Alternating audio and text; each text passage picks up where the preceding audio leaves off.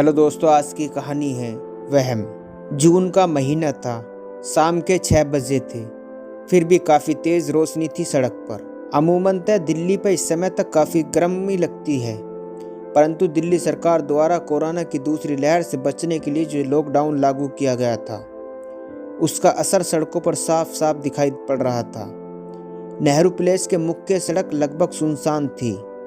Car parking में जहां गाड़ियां पहले ठसाठस भरी रहती थी, आज वो लगभग खाली थी।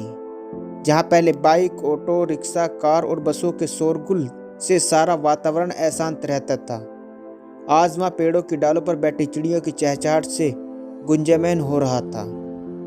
शर्मा जी का ऑफिस नेहरू प्लेस के पास ही था। आजकल ऑफिस से घर जल्दी ही चले जाते थे। ऑफिस में काम कम ही था। ऑफिस से घर की दूरी तकरीबन 3 किलोमीटर की थी। बुजुर्ग थे, सो कोलेस्ट्रॉल की समस्या से पहले ही जूझ रहे थे, तो सौभाग्य था कि मधुमेह का शिकार नहीं थे। शायद शारीरिक श्रम करने की आदत ने उन्हें अब तक बचा रखा था। डॉक्टर ने बता रखा था कि शारीरिक श्रम स्वास्थ्य के लिए ज़रूरी है, लिहाजा वो पैदल ही जाया करते थे। वो पब्लिक ट्रांसपोर्ट तो आजकल वैसे ही दूज का चांद हो रहा था। पब्लिक ट्रांसपोर्ट के नाम पर ओला, उबर आदि की कारें और रिक्शे ही मिलते थे, जो कि काफ़ी महंगे पड़ते थे। लिहाजा पैदल चलने से जेब पर बोझ भी कम ही पड़ता था। कोरोना से बचने के लिए हाथों पर सैनिटाइजर छिड़क लिया था। नाक पर मास्क पहनना भी ज़रूरी था, सो मास्क लगाकर धीरे धीरे घर की ओर बढ़ रहे थे। हालांकि रोड पर इक्का दुक्के यात्री दिखाई पड़ ही जाते थे, शायद मजबूरी के मारे। 30 पर एम्बुलेंस वैन की आती जाती आवाज़ें वातावरण में भयावहता का माहौल और बढ़ा देती थी। फिर भी पापे पेट का सवाल था। नौकरी के चक्कर में ऑफिस जाना ही पड़ता था। स्थिति कुछ ऐसे ही चली थी जैसे कि देश की सेना पर तैनात एक सैनिक का होता है। जब तक बचे हैं तब तक बचे हैं, पता नहीं कब किस मोड़ पर दुश्मन की गोलियों का शिकार हो जाए। ठीक वैसे ही आज का शर्मा जी लगता था। रोज व्हाट्सएप और फेसबुक पर किसी न किसी मित्र के जाने का समाचार मिलता ही रहता था। ऐसा लग रहा था जैसे व्हाट्सएप और फेसबुक श्रद्धांजलि देने का प्लेटफॉर्म बन चुके हैं। पता नहीं कब, कहां और किस मोड़ पर कौन सा व्यक्ति कोरोना की जद में आ जाए, कहा नहीं जा सकता। कौन सा ऐसा घर बचा था शहर में जहां पे किसी परिवार का कोई परिचित या रिश्तेदार की मृत्यु ना हुई हो। इधर सरकार अपने संस्थानों का इस्तेमाल मृत्यु के आंकड़ों को छुपाने में ही कर रही थी। राज्य सरकार और केंद्र सरकार का काम मृत्यु के आंकड़ों को छुपाना, सोशल मीडिया और विजुअल मीडिया पर अपना प्रचार करना और एक दूसरे पर दोष रोपण करने के अलावा कुछ और नहीं बचा था। सरकारें कोरोना से लड़ने में नाकाम सिद्ध हो रही थी। कोरोना की दूसरी लहर से मेडिकल व्यवस्था की खस्ताहाल को उजागर कर दिया था। ऑक्सीजन की किल्लत ने आखिर कितनों की जान ले ली। सरकार के पास लॉकडाउन लगाने के अलावा कोई और उपाय नहीं था। इन अव्यवस्था के बीच जनता पिस रही थी, जनता मार रही थी। जब तक कोई बचा है तब तक बचा है। खैर, एक व्यक्ति के हाथ में उपाय होता है, वो ही कर सकता है, बाकी खुदा की मर्जी।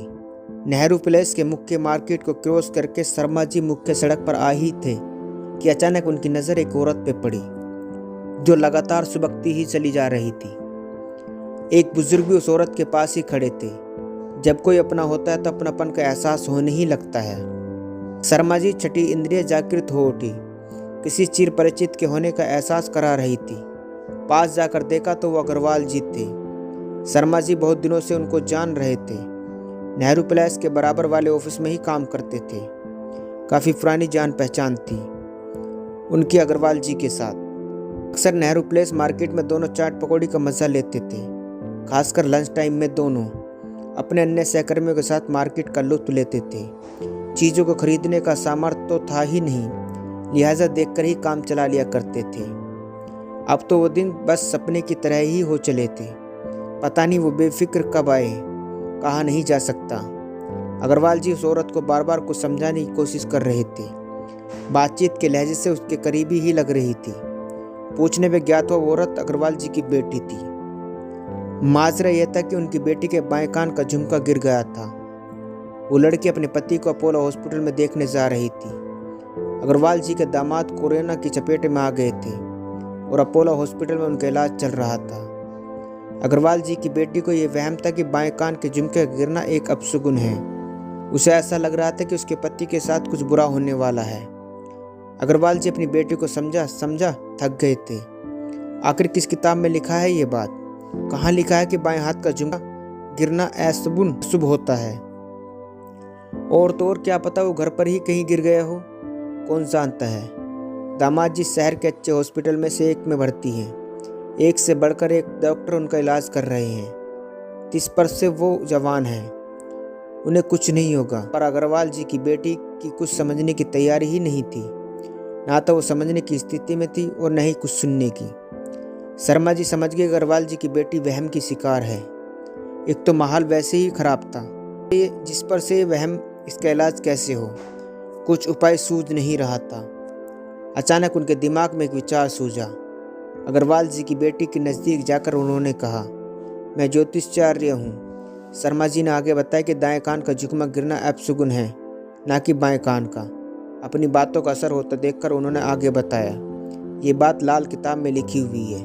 विश्वास ना हो तो चलो मेरे साथ, मेरे घर पर ये किताब रखी हुई है।